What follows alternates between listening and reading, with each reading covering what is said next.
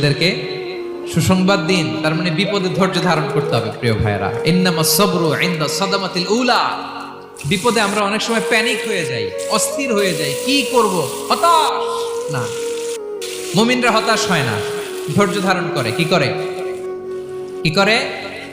ধৈর্য ধারণ করার শক্তি দাও গো মেহেরবান আমায়, দাও গো মেহেরবান। পড়েন, ধৈর্য ধারণ করার শক্তি দাও গো মেহেরবান আমায়, দাও গো মেহেরবান। সবাই বলুন একসাথে, ধৈর্য ধারণ করার শক্তি দাও গো মেহেরবান আমায়, দাও গো মেহেরবান।